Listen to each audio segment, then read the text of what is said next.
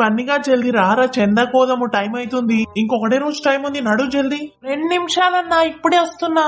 అరే చింటూ, బన్నీగాడికి హోంవర్క్ ఉంది, రాడిప్పుడు మీరు ఓన్రి.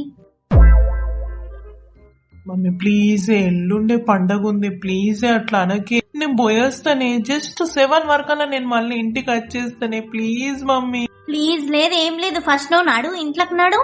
ఇప్పుడు నువ్వు అంతా తిరిగేస్తావు, మళ్ళీ వచ్చినాక సప్పుడు దాకా తిని వండుకుంటావు. నీ హోంవర్క్ ఎవరు రాయాలి?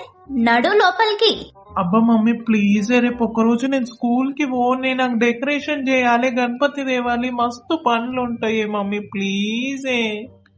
ఇయర్ నేను లాస్ట్ డేనే, ముందే ఊరు మొత్తం గాలేది, చంద అడుగుడు, నన్ను పంపియే. రేపెందుకు స్కూల్ కి పోవురా? ఏం చేస్తావు ఇంట్లోండి? నువ్వు ఊర్ల మీద పడి తిరుగుతావు.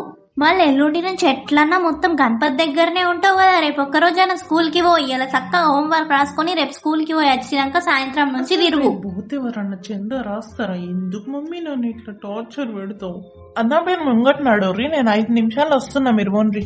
మమ్మీ ప్లీజ్, నీ కాళ్ళు మొక్కుతాను, నేను ఇప్పుడు పోకపోతే బన్నీగాడు పిరుకోడు అంటారే మమ్మీ ప్లీజ్, నన్ను పంపియే. ఈ గణపతి పండుగ అయిపోయేదాకానే నన్ను పంపియే, అయిపోయిన తర్వాత నువ్వు ఎట్లా చెప్తా అట్లా వింటా మమ్మీ ప్లీజే.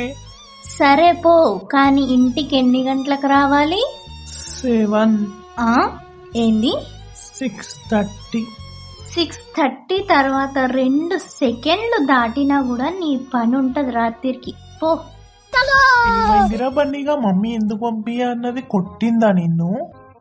మా అమ్మ నన్ను ఎందుకు కొడుతుంది అన్న? మా అమ్మ నన్ను కొట్టది. ఎంతైనా నేనంటే బాగా ప్రేమ కదా, అందుకే అట్లా ఆట పట్టిస్తుంది. నడురు జల్ది పోదాం. ఓ అత్త, గణపతి చందా వచ్చిన వావురా, ఇంకా రాలేవేందా అని చూస్తున్నా. అసలు ఎప్పుడో రావాలి కదరా, ఈసారి ఎందుకు ఇంత లేట్ వచ్చినావు? అయినా మీ మామ ఇంట్లో లేడురా, మీ మామ వచ్చినాక రాస్తాం. నేను ముందొచ్చినా కూడా నువ్వు ఇదే ఆన్సర్ చెప్తావు కదా అత్త, అందుకే లేట్ వచ్చిన. అయినా కూడా నువ్వు అదే ఆన్సర్ చెప్తున్నావు మళ్ళా. అయినా మామ ఉంటే ఏంది అత్త, మామ ఉన్నా కూడా అత్త ఎంత రాస్తే అంతే రాసుకో అంటాడు.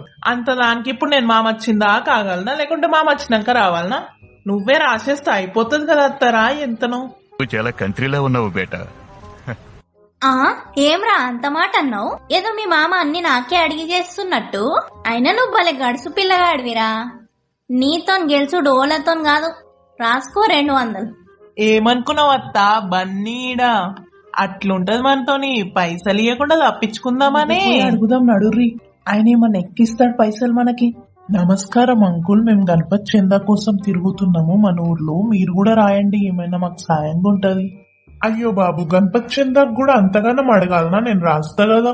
కాకపోతే నాకు నిమజ్జనం రోజు లడ్డు మాకే, ఇంటికి ప్రతిరోజు ప్రసాదం రావాలి, లాస్ట్ రోజు పులిహోర లడ్డు కూడా ఇవ్వాలి. నా పేరు రామయ్య, పెద్ద మనిషి అని రాసుకుని 100 రూపాయలు రాసుకోండి.